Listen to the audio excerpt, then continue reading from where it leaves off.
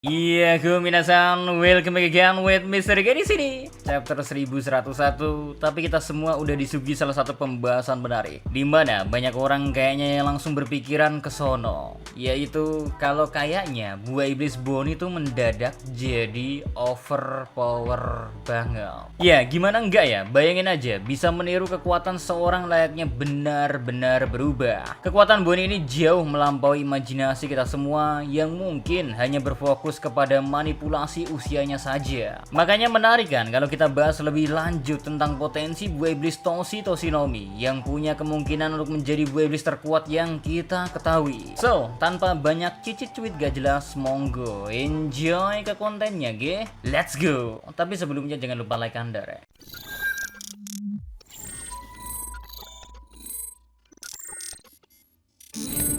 Well, sampai sekarang sebenarnya kita masih belum tahu apakah buah iblis Bonnie emang benar-benar muncul begitu saja di hadapan Bonnie atau gimana. Secara emang gak sengaja memakan buah iblis itu bukanlah hal baru. Selain Luffy, kita pun tahu kan ada beberapa kasus lainnya, kayak misalnya aja Buggy. Tapi asal-usul dari buah iblis yang mereka makan tuh setidaknya emang sudah diketahui terlebih dahulu. Entah emang karena berada di kotak harta dan ditemukan oleh seorang atau kayak gimana, cuman yang pasti ya, buah iblisnya tuh gak muncul begitu saja di hadapan mereka semua. Makanya kalau emang buah iblis Bonnie ini beneran muncul begitu doang, harusnya hal ini ada hubungannya sama tekad yang masih dimiliki oleh buah iblisnya sendiri, seperti yang udah dijelaskan sebelumnya. Sehingga bisa dibilang buah iblis Toshinomi lah yang memilih siapa pengguna selanjutnya. Tapi bukan itu yang bakal Mr. K bahas saat ini, melainkan bagaimana kekuatan dari Bonnie yang mencuri perhatian kita semua. Di awal perkenalannya, mungkin kita gak bakal terlalu heran ketika melihat Bonnie bisa berada di antara deretan orang-orang gila dengan bounty di atas 100 juta berry ketika berkumpul di Pulau Sabaudi. Tapi siapa yang menyangka kalau Bonnie ternyata masihlah bocah berusia 12 tahun ketika ada di momen berkumpulnya orang-orang itu. Kebayang bukan seberapa kuatnya Bonnie sebenarnya, sampai di usia 12 tahun saja sudah memiliki bounty sebesar itu. Padahal Bonnie gak pernah terikat dengan suatu insiden besar seperti Nico Robin yang bisa ngebuat nilai bounty-nya tiba-tiba besar meskipun dia masihlah sangat kecil.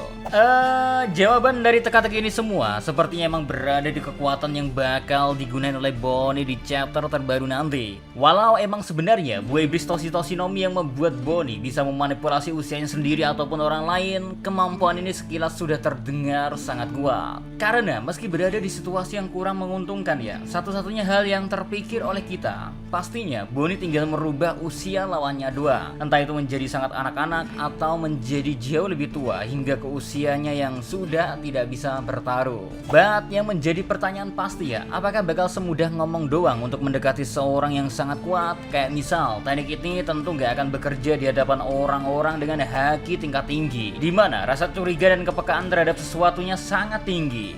So, niat dan intensi dari Bonnie udah duluan kerasa terlebih dahulu. Makanya, meski memiliki kekuatan menyamar yang sangat hebat, karena Bonnie bisa berubah entah menjadi anak kecil ataupun orang tua sekalipun, dimana kekuatan ini sangat efektif dalam kondisi situasional. Contohnya aja ya, waktu Bonnie mencoba menerobos Marijua. Kita tahu kan, Bonnie yang menggunakan wujud nenek-nenek berhasil masuk ke kandang musuh dengan penyamaran yang luar biasa. Sedangkan untuk penunjang ketika berada di situasi terdesak, kayak misalnya aja ya, Bonnie penyamarannya terungkap, ya kemampuannya bisa digunakan untuk masuk ke pintu apapun lah, dan memudahkan Bonnie untuk kabur, seperti yang dia gunain ketika Bonnie ingin memasuki ruang memori milik ayahnya Bartholomew Kuma.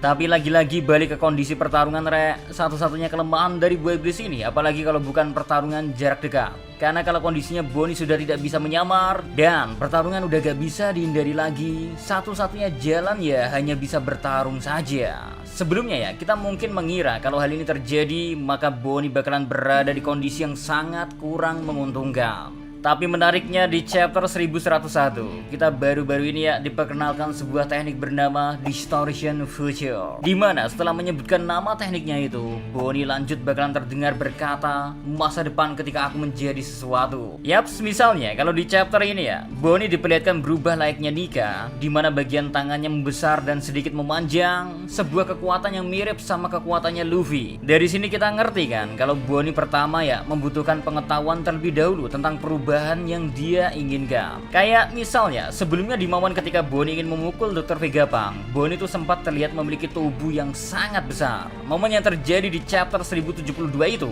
di mana Bonnie sama-sama menggunakan teknik bernama Distort Future ya. Di sana Bonnie kemungkinan besar berubah menjadi ras Buccaneer. Hal yang tentu bukanlah pengetahuan baru bagi dirinya, mengingat Kuma merupakan orang terakhir yang masih tersisa dari ras ini. Dan Bonnie tentu sedikit banyaknya diceritakan tentang masa lalunya Kuma. Apalagi kita tahu kan, Bonnie pun mengetahui tentang kisah legenda Nika sampai bisa menari bersama kan dari Kuma. Makanya pengetahuan Bonnie tentang hal itu kayaknya nggak perlu kita raguin. Meskipun jauh dalam wujud aslinya Bonnie, dia hanyalah bocah yang berusia 12 tahun. Kebayangkan, yang awalnya buah iblis Toshi Toshinomi seakan memiliki kelemahan dalam pertarungan jarak dekat, ternyata itu semua bisa digantikan oleh teknik Distortion Fusion, di mana Bonnie mampu merubah hal yang dia inginkan menjadi sesuatu.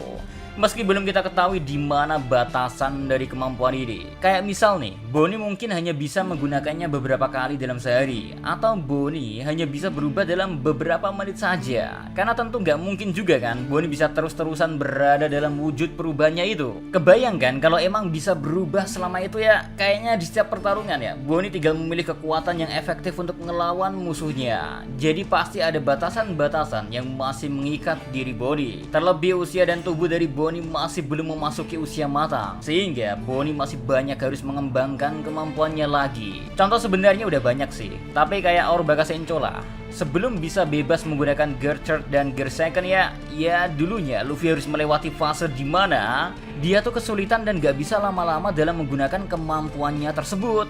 Makanya Bonnie pun pasti ada pembatasan-pembatasan seperti itu. Nah, kira-kira menurut kalian nih, masih adakah kejutan yang disiapin oleh Odachi untuk buah iblis Toshi Toshinomi ini? Atau cuman segini aja? Ya, misalnya sih berharapnya ada lebihnya. Gak heran sih Dr. Vegapunk sampai masih terlihat khawatir dan nge-treat Bonnie layaknya anak kecil banget. Wong pada faktanya Bonnie masih belum sampai di usia 17 tahun. Hal yang mungkin masih bisa dikatakan Bonnie itu masih di bawah batas umur orang-orang yang berlayar pada umumnya.